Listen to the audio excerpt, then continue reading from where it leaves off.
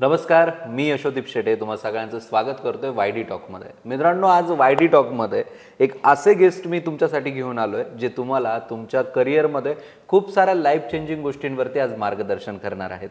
आज आपल्यासोबत आहेत डॉक्टर महसिन तांबोळी सर. नमस्कार. सरांबद्दल थोडक्यात सांगायचं म्हणजे sir member board of studies of SPPU म्हणजे सावित्रीबाई फुले पुणे युनिव्हर्सिटीचे आहेत. त्याचसोबत ते HOD ऑफ MBA आहेत पायरन्स IBMA या इन्स्टिट्यूटमध्ये. सरांबद्दल अजून सांगायचं ठरलं तर सर स्वतः 5 बुक त्यांच्या द्वारे पब्लिश झालेले आहेत जे की अकॅडमिक्स रिलेटेड आहेत. त्याचसोबत ते फायनान्शियल रिलेटेड बुक्स आहेत, most of them again marketing related आहेत. आणि या व्यतिरिक्त सरांनी जवळपास थोडे न थिडके 36 रिसर्च पेपर आजपर्यंत पब्लिश केलेले आहेत. याचसोबत सरांनी जवळपास 49+ कॉन्फरन्सेस अटेंड केलेले आहेत. त्याचसोबत ते एक recognized PhD guide in financial management आणि त्याचसोबत ऑर्गनायझेशनल मॅनेजमेंट यामध्ये त्यांची ओळख आहे. सरांना आदर्श समाजरत्न म्हणून पुरस्कारही मिळालेला आहे. सर फेलो मेंबर आहेत IIMचे आणि त्याचसोबत सर एक life member of Indian commerce असोसिएशनचे सुद्धा आहेत. म्हणजेच थोडक्यात एक असं व्यक्तिमत्व ज्याला organizational management, financial management, you can say e-commerce related management, again एक समाजामध्ये आदर्श म्हणून तुमच्याकडे बघितलं जातं असं व्यक्तिमत्वाचं आज आपल्याला मार्गदर्शन भेटतंय आपल्या या वायडी टॉकमध्ये. सर तुमचं पुन्हा एकदा आमच्या पेजवरती खूप खूप स्वागत. धन्यवाद. सर आता जी तुमची जर्नी मी जी ऐकली आणि ज्या पद्धतीने तुमचं एज बघतोय, सो मनामध्ये पहिले क्युरिओसिटीचा हाच प्रश्न आहे की वय कमी आहे परंतु अचिव्हमेंट्स बऱ्यापैकी तुमच्या जास्त वाटत आहे. सो याच्या पाठीमागचं कारण काय? म्हणजे तुम्ही जास्त तरुण दिसताय बिकॉज ऑफ हेल्थीनेस की तुम्ही तेवढ्या अचिव्हमेंट्स मिळवलेल्या आहेत? म्हणजे कसं तुमचं हे सांगड कशी बसलेली आहे? खरं तर वयाचा आणि अचिव्हमेंट्सचा असा खऱ्या अर्थानं कुठं संबंध असेल असं मला वाटत नाही. ओके. कारण आपण आयुष्यात जे काही मार्गक्रमण करत असतो किंवा आपण जे ध्येय धरून चाललेलो असतो त्यामध्ये नकळतपणे खूप साऱ्या गोष्टींचा समावेश होतो. मग तुम्ही कुठल्या वातावरणात वाढलात, तुमच्यावरती कशा प्रकारचे संस्कार झालेत, तुम्ही कुठल्या शैक्षणिक वातावरणात तुमचं शिक्षण घेतलं, तुमचे मित्र कसे होते, घरातलं वातावरण कसं होतं आणि त्यासोबत तुमची गोष्टी जाणून घेण्याबद्दलची क्युरियासिटी काय असते, या सर्वांचा नकळतपणे तुमच्यावर परिणाम होत असतो आणि त्यातूनच मग तुमचं व्यक्तिमत्व घडतं, तुमचं करिअर घडतं. आणि मी स्वतःला सुदैवी यासाठी मानतो की सुरुवातीपासून माझं जे काही पूर्ण शिक्षण झालंय हे प्रवरेत झालंय. म्हणजे माझं शालेय शिक्षण देखील प्रवरेच्या माध्यमिक मराठी शाळेत झालं. मी MBA केलं, तेही पायरन्सच्याच संस्थेत केलं.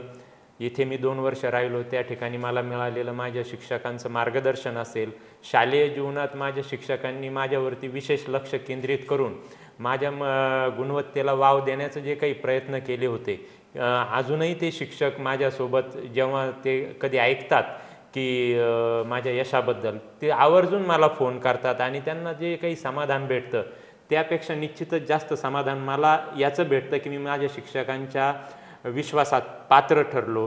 मी माझ्या मित्रांनी जो काही मला सपोर्ट केला असेल माझ्या कठीण काळामध्ये, या सगळ्या गोष्टींमुळे हे यश भेटत जातं. फक्त इच्छा असते किंवा गोष्ट असते ती तुम्हाला मार्गक्रमण करण्याची. आणि ते मार्गक्रमण करत असताना तुम्ही या समाजाला काहीतरी देणं लागतात, ज्यांनी तुमच्यावरती इतकं सारं प्रेम केलं, मित्र असेल, शिक्षक असतील. आणि त्या गोष्टीला धरून जेव्हा तुम्ही हे मार्गक्रमण करत असतात तर निश्चित आपोआप यश भेटत जातं. एक फिदर तुमच्या कॅपमध्ये ॲड होत जातो आणि मग आपण पाठीमागं वळून बघितलं की मग आपल्याला वाटतं अरे आपण बऱ्याच लांब चालत आलो आहे. जोपर्यंत आपण पाठीमागे वळत नाही तोपर्यंत समोरचं ध्येय दिसत असतं आणि त्यानुसार आपण मार्गक्रमण करायचं असतं असं मला वाटतं. अगदी बरोबर सर. म्हणजे डेफिनेटली तुम्ही या क्वेश्चनचं खूप छान आन्सर दिलं. मलाही ते पटलं की वय आणि तुमच्या अचिव्हमेंट्स याचा कधीही काही संबंध नसतो. It's again depends on you. आणि अगेन मला हेही सांगायला आवडेल की मी सुद्धा प्रवरेचाच ॲल्युमिनाय आहे. मी सुद्धा माझं एज्युकेशन इथेच केलेलं आहे. इवन नॉट ओन्ली मी, माझे पॅरेंट्ससुद्धा, म्हणजे आईसुद्धा इथेच एज्युकेशन घेतलेलं आणि वडिलांनी पण इथे घेतलेलं आहे. आणि प्रवरेचा हा एक वेगळा गुण आहे. आता it's a part of our gratitude की आपण आपल्या शिक्षकांना महत्त्व देतो, त्याचमुळे आपल्याला आज यश भेटतं. पण प्रवरेमध्ये ही एक खूप छान गोष्ट आहे की इथे मुलांकडे वैयक्तिक लक्ष दिलं जातं आणि त्यांच्या त्या कलागुणांना वाव दिला जातो आणि बिकॉज ऑफ दॅट आज मीही IT इंजिनियर असून एक वेगळ्याच फील्डमध्ये माझं छान असं करिअर करतो आहे. So it's because of that. Okay sir, आजचा मला तुमच्याशी जो संवाद साधण्याचा सर्वात महत्त्वाचा मुद्दा आहे तो म्हणजे आमचे विद्यार्थी खूप विचारतात की सर आम्ही MBA करू का? आणि भरपूर जण माझ्याकडे येतात, मला म्हणतात की सर माझं BCom झालं आहे, माझं BSc झालं आहे, आता पुढे काय करू, MCom करू की काय करू? त्या विद्यार्थ्यांसाठी आज मी खास तुमच्याशी म्हणजे चर्चा किंवा गप्पा मारायला आलो आहे. तर माझं तुम्हाला डायरेक्टली हाच क्वेश्चन आहे की मुलांनी MBA करावं का? खास करून जे माझ्याकडे BSc, BCom, इवन खूप सारे अशा वेगवेगळ्या फील्डचे लोक येतात, जसं की BIT, असे जे विद्यार्थी येतात त्यांच्यासाठी MBA करणं योग्य आहे का? What you can say that on? Being a MBA faculty किंवा बिईंग अ मॅनेजमेंट फॅकल्टी, मी तर नेहमीच सांगेल की व्यवस्थापनाशिवाय तुम्हाला पर्याय नाही. कारण जेव्हा आपण म्हणतो MBA करणं योग्य आहे का, हाच प्रश्न मला मुळात थोडासा खटकतो. योग्य अयोग्य हे ठरवण्याचा खरा तर हा प्लॅटफॉर्म नाही, किंवा आपण कुठल्या तरी एखाद्या विषयाला योग्य आहे आणि म्हणून तुम्ही तिकडे जा, किंवा हे अयोग्य वाटतंय म्हणून तुम्ही तिकडे जाऊ नका, याची तुलना करून आपण कुठेतरी इतर अभ्यासक्रमांना कमी लेखण्याचा प्रयत्न करतो की काय, असं एक मनात शंका येते.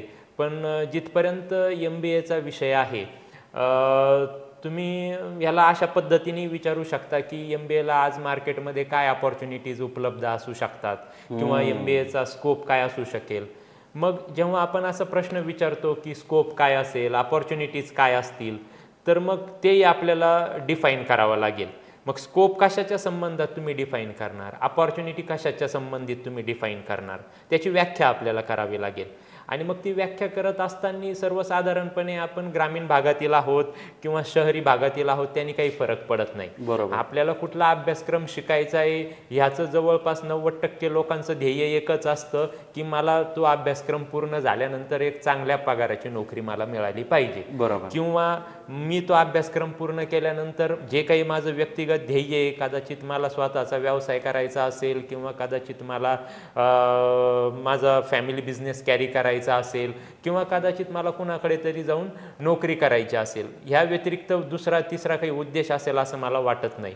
तर हा उद्देश माझा कुठला अभ्यासक्रम पूर्ण करू शकतो त्या अभ्यासक्रमाकडे मी वळालं पाहिजे.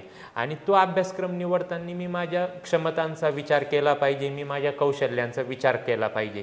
आणि मग तो क्षमतांचा कौशल्यांचा अभ्यास मी ज्यावेळेस करतो त्यावेळेस आपोआप मला प्रश्नाचं उत्तर भेटतं की मला माझं ध्येय साध्य करायचं आहे आणि ह्या ध्येयासाठी मी कुठे गेलं पाहिजे. मी MBA केलं पाहिजे की मी ज्या विषयातनं माझं पदवी शिक्षण पूर्ण केलं आहे त्यातच पदव्युत्तर घेतलं पाहिजे शिक्षण, की मला आणखीन काही सर्टिफिकेशन कोर्सेस, प्रमाणपत्र अभ्यासक्रम करायचे असतील, अशा वेगवेगळ्या गोष्टी त्या ठिकाणी आपल्याला बघायला भेटतात.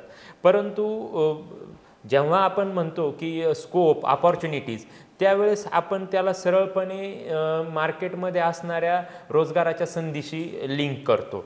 आणि मग आज जर आपण स्थिती पाहिली तर मार्केटमध्ये रोजगाराच्या संधी कशाच्या स्वरूपात उपलब्ध आहेत, तर आज जे काही बदलतं जग आहे त्याला आपण आर्थिक जग म्हणूयात.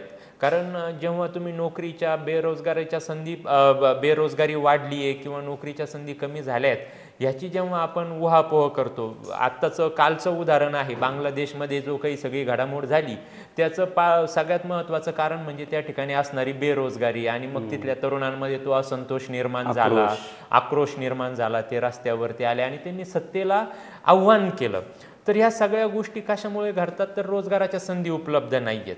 आणि जेव्हा केव्हा मी रोजगाराच्या संधी कुठे उपलब्ध आहेत असा विचार करतो तर मला एक गोष्ट प्रामुख्याने जाणवती, ती म्हणजे विद्यार्थ्यांकडे शिक्षण आहे, विद्यार्थ्यांकडे पदवी आहे, परंतु रोजगार मिळवण्यासाठी जे कौशल्य हवे आहेत, रोजगारक्षम कौशल्य जे हवे आहेत, ते आजच्या तरुणाईमध्ये किंवा विद्यार्थ्यांमध्ये काही प्रमाणात आपल्याला कमी प्रमाणात दिसतात. आणि जर मग त्या विद्यार्थ्यामध्ये ते रोजगार कौशल्यच नसतील तर कुठलंही औद्योगिक क्षेत्र असेल, कुठलीही कंपनी असेल, कुठलंही ऑर्गनायझेशन असेल, अशा मनुष्यबळाला त्यांच्या जॉब रोलवरती ठेवण्यात स्वारस्य दाखवत नाही. आणि मग त्याचा परिणाम असा होतो की मार्केटमध्ये बेरोजगारी निर्माण झाली असं चित्र निर्माण होतं. खरं तर बेरोजगारी नाही आहे, तुलनेने ज्यावेळेस आपण अभ्यास करतो, एक संशोधन जर आपण केलं, ॲसोकॅमचे सर्वे आहेत, फिकीचे सर्वे आहेत, तुम्ही हे सर्वे रिपोर्ट जर जाऊन बघितले तर त्यामध्ये तुम्हाला आजही दिसतं की वेगवेगळ्या क्षेत्रांमध्ये किती प्रमाणात रोजगाराच्या वेगवेगळ्या संधी उपलब्ध आहेत. परंतु होतंय काय की जेव्हा माणूस किंवा विद्यार्थी त्या नोकरीच्या संधी शोधण्यासाठी जातो त्यावेळेस त्या ठिकाणी त्याला त्याच्या कलागुणांचा किंवा त्याच्या रोजगार कौशल्यांचा प्रेझेंटेशन त्याला करता येत नाही आणि अशा कारणामुळे मग तो कुठेतरी मागे पडतो आणि मग बेरोजगारी आहे किंवा रोजगाराच्या संधी उपलब्ध होत नाही असं आपण म्हणतो. मग आता यावरती ओव्हरकम कसं करायचं, यावरती उपाययोजना काय करायची. मग मी बघतो की मी ज्या विषयात पदवी घेतली आहे त्याचा पदव्युत्तर अभ्यासक्रम काय आहे, वेगवेगळ्या सर्टिफिकेशनचा अभ्यासक्रम काय आहे आणि त्याचा उद्देश काय आहे. तर तो उद्देश मला एकच दिसून येतो की मी पदवी घेतलेली असेल, त्या विषयातला पदव्युत्तर अभ्यासक्रम घेतला असेल तर ते मला टेक्निकल नॉलेज शिकवतात, थेरॉटिकल आस्पेक्ट शिकवतात.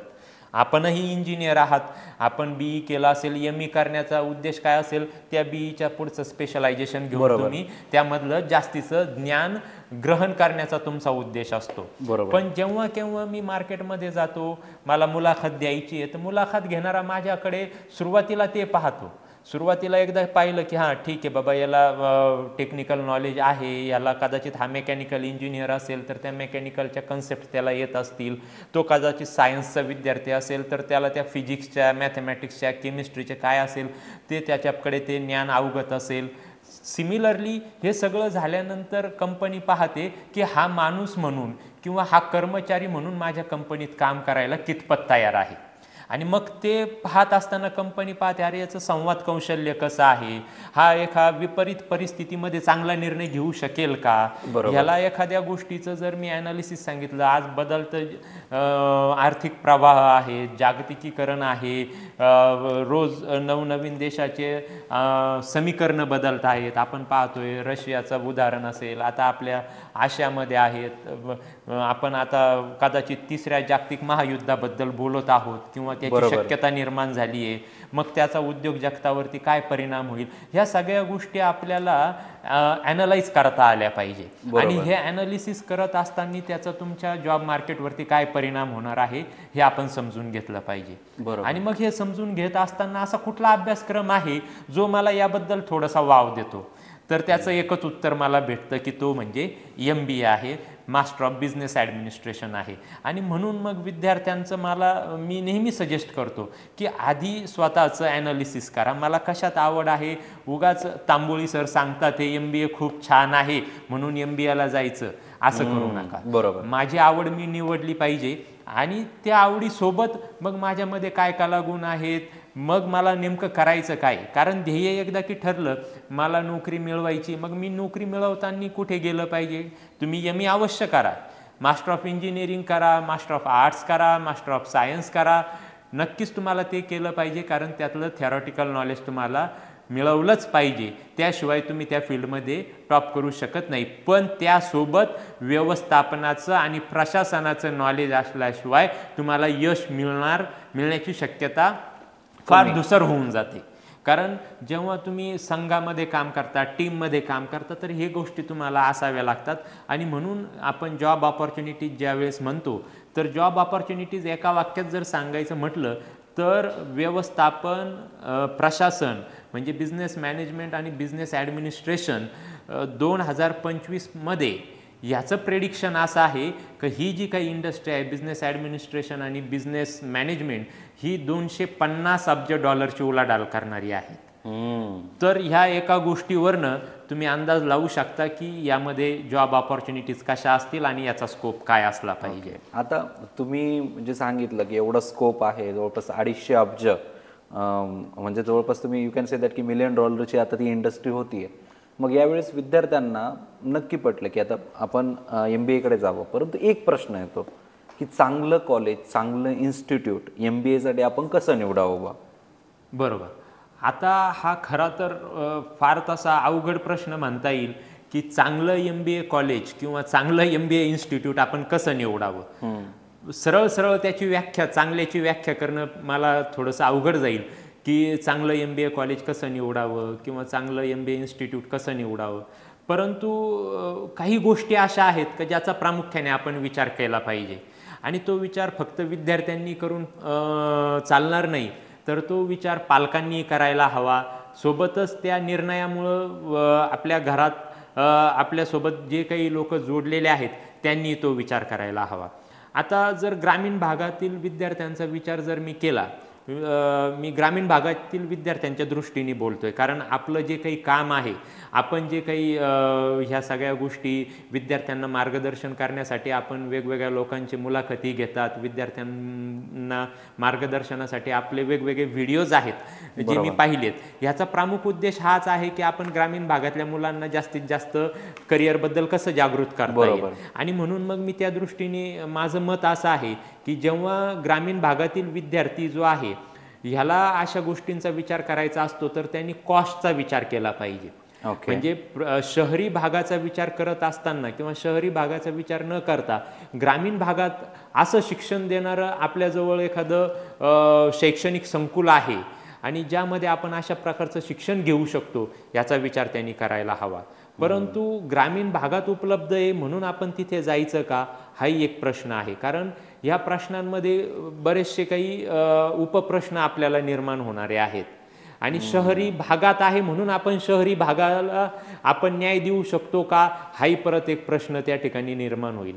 त्यासोबतच तिथे राहण्याचा प्रश्न येतो, जेवणाचा प्रश्न येतो, त्याचा खर्च येतो. हा खर्च ग्रामीण भागातील पालकांना परवडणारा आहे का, त्या ठिकाणी प्रत्येक मॅनेजमेंटच्या वेगवेगळ्या पद्धतीच्या पॉलिसीज असतात, या पॉलिसीजनुसार आपल्याला फी भरणं शक्य होणार आहे का. पण हा सगळा भाग जरी आपण दुय्यम ठेवला तरी प्रामुख्याने मला तिथल्या शिक्षकांची गुणवत्ता काय आहे, त्या शैक्षणिक संस्थेचं महाविद्यालयाची गुणवत्ता काय आहे ही मी तपासली पाहिजे. आणि मग जेव्हा प्रश्न येतो की महाविद्यालयाची गुणवत्ता कशी तपासायची, तर आज बऱ्यापैकी महाविद्यालयाची गुणवत्ता कंट्रोल करण्यासाठी किंवा महाविद्यालयाची गुणवत्तेची तपासणी करण्यासाठी केंद्र शासन असेल, महाराष्ट्र शासन असेल, वेगवेगळ्या अपेक्स बॉडीज आहे, AICTE आहे, UGC आहे, ह्या वेगवेगळ्या संस्थांवरती त्यांच्या अखत्यारीत असणाऱ्या ज्या काही वेगळ्या संस्था आहेत त्या प्रत्येकावरती त्यांचं नियंत्रण असतं.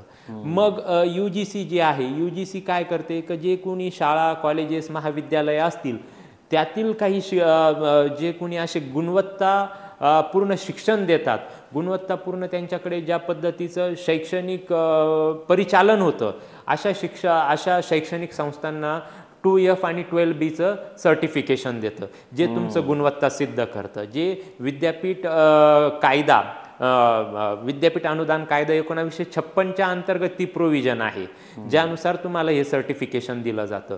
आणि ते सर्टिफिकेशन देण्यासाठी एक अट त्यांनी घातलेली आहे की तुमची ती शैक्षणिक संस्था, तुम्ही ज्या विद्यापीठाशी संलग्नित आहात त्या विद्यापीठाला कायमस्वरूपी संलग्नित असले पाहिजे. म्हणजे तुम्हाला विद्यापीठाचं कायमस्वरूपी संलग्न मिळालं पाहिजे. ते संलग्नता तुम्हाला मिळाली तर तुम्ही विद्यापीठ अनुदान आयोगाचं 2F 12B सर्टिफिकेशन मिळवू शकतात.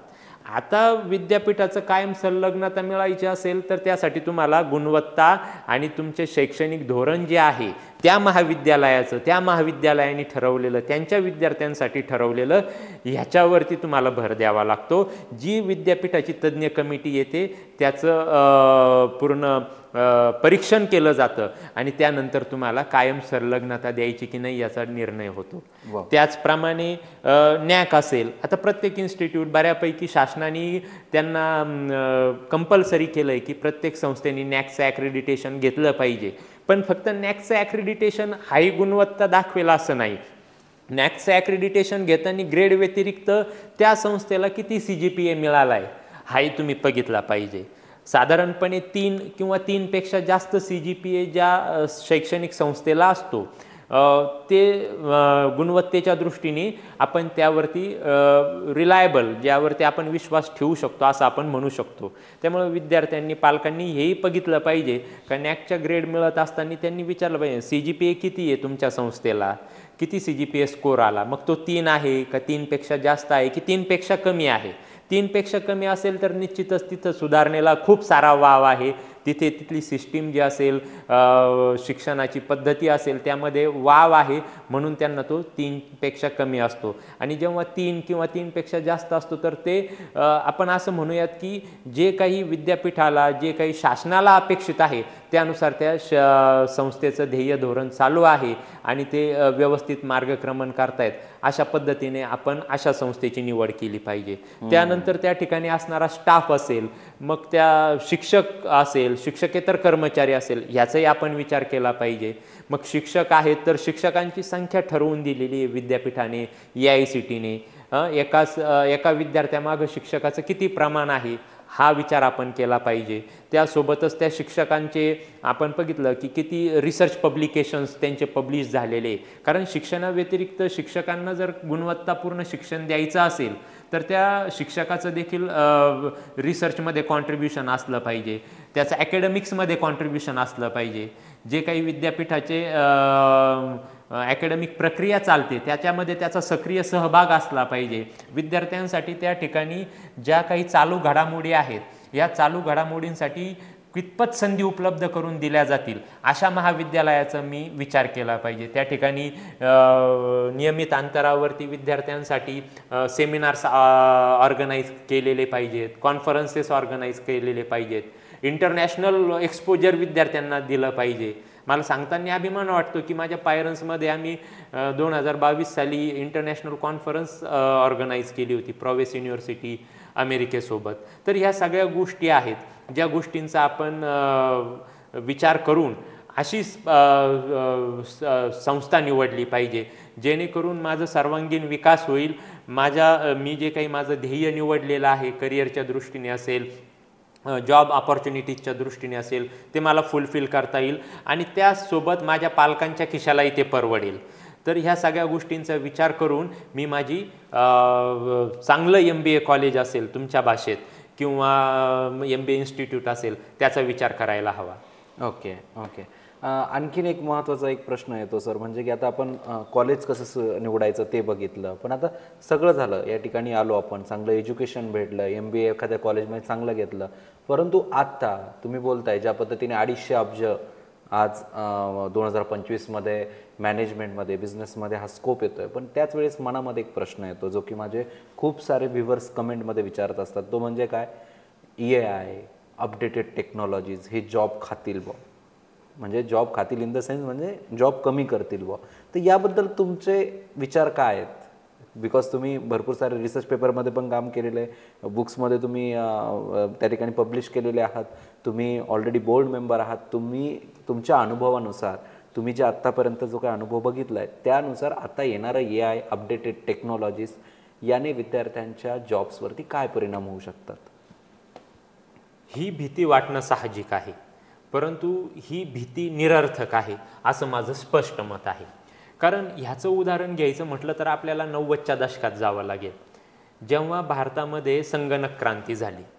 ज्या वेळेस भारतामध्ये संगणक आलं, संगणकाला आपण त्यावेळेसचे पंतप्रधान राजीव गांधी यांनी सगळीकडे इन्फॉर्मेशन टेक्नॉलॉजीचा वापर करण्याचं ठरवलं आणि त्यावेळेस जेव्हा संगणक भारतामध्ये आलं तर खूप साऱ्या लोकांनी त्याला विरोध केला. बँकिंग क्षेत्रामध्ये त्याला विरोध झाला, वेगवेगळ्या संघटनांमध्ये त्याला विरोध झाला, ज्या काही कर्मचारी संघटना होत्या त्यांनी त्याला विरोध केला की आता कम्प्युटर आलंय, संगणक आलंय, त्याच्यामुळं लोकांचे जॉब्स जातील, एक संगणक 10 लोकांचं काम करतोय, अशा खूप साऱ्या गोष्टी त्यावेळेस घडल्या. परंतु आपण ते संगणक प्रणालीला आत्मसात केलं आणि आज आपण बघतोय की सर्वात जास्त जॉब ऑपॉर्च्युनिटीज या संगणक क्षेत्रातच आहेत. प्रत्येकजण हा कम्प्युटर रिलेटेड शिक्षण घ्यायचं ठरवतो, प्रत्येकजण म्हणतो मला IT त करिअर करायचं आहे, वर्क फ्रॉम होम करायचं आहे, हायब्रिड वर्क कल्चर करायचं आहे. क्षेत्र कुठलंही असू दे, बँकिंग असू दे, मार्केटिंग असू दे किंवा तुमचं इव्हन मॅन्युफॅक्चरिंग असू दे, प्रत्येक क्षेत्रामध्ये तुम्हाला आज संगणकाशिवाय पर्याय नाही. तीच गोष्ट मी याच्या बाबतीत सांगू शकतो की ही जी भीती आहे ती पूर्णपणे निरर्थक आहे आणि हे सांगण्यासाठी माझ्याकडे सबळ पुरावा आहे. इंटरनॅशनल लेबर ऑर्गनायझेशन आयलोने डेटा दिलेला आहे की पुढच्या वर्षामध्ये AI मध्ये जवळपास 60 ते 65 लाख नोकरीच्या संधी उपलब्ध होणार आहेत। मग जर AI मुळे 60 ते 65 लाख नवीन नोकरीच्या संधी निर्माण होत असतील तर ही भीती बाळगणं निरर्थक ठरतं की AI मुळे माझा जॉब जाईल किंवा AI मुळे जॉब रिप्लेसमेंट होतील। नाही, अशी काही घटना घडणार नाही। पण एक मात्र निश्चित घडेल की AI मुळे कामाला वेगळ्या पद्धतीने आपल्याला करावं लागेल। AI आपल्याला हेल्प करेल काम कसं चांगल्या पद्धतीने करायचं, गतिमान करण्यासाठी आपल्याला AI ची मदत होईल, कामात गुणवत्ता वाढवण्यासाठी आपल्याला AI ची मदत होईल। आणि मग ज्या पद्धतीने गुणवत्ता वाढणार आहे त्या पद्धतीने निश्चितच तुमचं आउटपुटही चांगलं येणार आहे। आणि ह्या सगळ्या ज्या काही गोष्टी आहेत त्या तुम्हाला तुमच्या ऑर्गनायझेशनसाठी आणि पर्यायाने सिव्हिल समाजासाठी देखील फायद्याच्या ठरणार आहेत। ओके, तर ही भीती माझ्या दृष्टीने पूर्णपणे निरर्थक आहे। नाही, सरांनी ज्या पद्धतीने सबळ पुरावा देऊन आपल्याला प्रश्नाचं उत्तर दिलं, नक्कीच ते आज माझ्या प्रश्नाचं मला संपूर्ण उत्तर भेटलं असं मला वाटेल। कारण आजपर्यंत भरपूर साऱ्या पॉडकास्टमध्ये मी हाच प्रश्न विचारायचो आणि आज मला त्याचं योग्य उत्तर मिळालं। आणि हां, या उत्तराला मी पण ॲग्री करतो, कामाची गुणवत्ता वाढवली जाईल। आणि हो, ज्या पद्धतीने संगणक क्रांतीमुळे आज संगणकावरती सगळे शिफ्ट झाले त्याच पद्धतीने उद्या ही AI ची क्रांती होईल आणि AI वरती भरपूर जण शिफ्ट होतील आणि अजून लाखोंनी नाही तर कोटींनी जॉब उपलब्ध होतील असं म्हणायला हरकत नाही। सर, तुम्ही आमच्या ह्या विद्यार्थ्यांना खूप अगदी व्यवस्थित गाईड केलं, तुमच्यासारख्या व्यक्तीने छान असं मार्गदर्शन केलं, तुम्ही जो वेळात वेळ काढून दिला त्याबद्दल धन्यवाद। सर, माझी तुम्हाला विनंती आहे, काही मनातले तुमच्या मुद्दे असतील जे तुम्हाला आमच्या ऑडियन्सला सांगायचे असतील तर तुम्ही ते शेवटच्या 1 ते 2 मिनिटांमध्ये आपण ते शेअर करू शकतात। ऑडियन्सला सांगण्याचा माझा फक्त एकच उद्देश असेल की आपण आपल्या क्षमता ओळखा, त्यानंतर मार्केटमध्ये सध्या कशाची गरज आहे हे आपण ओळखलं पाहिजे। जॉब ऑपॉर्च्युनिटीज यूथसाठी बोलतोय म्हणून मी सांगतोय, जॉब ऑपॉर्च्युनिटीज ह्या प्रोफेशनल एज्युकेशनमध्ये आहे, व्होकेशनल एज्युकेशनमध्ये आहे। जेव्हा आपण प्रगत देशांचा अभ्यास करतो, प्रगत देशांमध्ये परंपरागत शिक्षण घेणाऱ्यांची संख्या तुलनेने फार कमी आहे, आपल्याकडे परंपरागत शिक्षण घेणाऱ्यांची संख्या फार प्रचंड प्रमाणात आहे। व्होकेशनल एज्युकेशन असेल, व्यावसायिक अभ्यासक्रम घेणाऱ्यांची संख्या आपल्याकडे केवळ 5 ते 10% आहे, जी प्रगत राष्ट्रांमध्ये 72% आहे, 97% आहे। कोरियामध्ये जाल तर ती जवळपास तुम्हाला 86% सापडते व्होकेशनल एज्युकेशन घेणाऱ्यांची संख्या। आणि मग त्यावरून आपल्याला अंदाज येतो की ही राष्ट्र प्रगत का आहेत आणि आजही आपण स्वतःला प्रगतशील किंवा विकसनशील का म्हणतोय। जर आपल्याला विकसित व्हायचं असेल, मी विद्यार्थी असतानाच्या काळात आपले तेव्हाचे राष्ट्रपती डॉक्टर APJ अब्दुल कलामांनी स्वप्न पाहिलं होतं इंडिया 2020। त्यावेळेस आम्ही MBAला असताना आमच्या कॉन्फरन्सेस व्हायच्या इंडिया 2020च्या, त्यावरती रोड मॅप असायचा। आणि मग परंतु चला, प्रगती करतोय आपण, तिथपर्यंत पोहोचणं आपल्याला शक्य नाही झालं। सध्याचे पंतप्रधान माननीय नरेंद्र मोदी यांनी आता स्वप्न पाहिलंय बाय द एंड ऑफ 2047 आपल्याला भारत हा संपूर्ण विकसित राष्ट्र म्हणून जगासमोर आणायचा आहे। तर आपल्याला नरेंद्र मोदींचं हे 2047चं स्वप्न जर साकार करायचं असेल, विकसित भारताचं स्वप्न साकार करायचं असेल, तर आपण व्होकेशनल एज्युकेशन असेल, व्यावसायिक अभ्यासक्रम असेल, याकडे निवडलं पाहिजे, याकडे आपण लक्ष दिलं पाहिजे। ते करत असताना आपण व्यावसायिक अभ्यासक्रमासोबत इतर जे काही सर्टिफिकेशन कोर्सेस असतील, वेगवेगळ्या जे काही नवीन टेक्नॉलॉजीज येणाऱ्या आहेत, येणाऱ्या भविष्यात आहेत, रोज टेक्नॉलॉजी बदलते, त्याचं आपण भान ठेवायला हवं आणि त्या दृष्टीने आपण आपलं मार्गक्रमण करायला हवं। Wish you all the best to all your viewers and to you also, you are doing a great job for rural public. Thank you so much sir, thank you so much. मित्रांनो, आजचा पॉडकास्ट तुम्हाला कसा वाटला असं विचारायची गरजच पडणार नाही, कारण तो खरंच खूप छान झाला आहे। तुमच्या मनात अजून काही प्रश्न असेल कृपया कमेंटमध्ये सांगा, जेणेकरून आपण आणखीन एखादा पॉडकास्ट सरांसोबत शेड्यूल करू शकतो। तुमच्या सर्व प्रश्नांचे उत्तर मी देण्याचा त्यातनं प्रयत्न करेल। आणि व्हिडिओ आवडली असेल तर तुमच्या मित्रांसोबत शेअर करा। कृपया चॅनलला सबस्क्राईब करायला विसरू नका। धन्यवाद।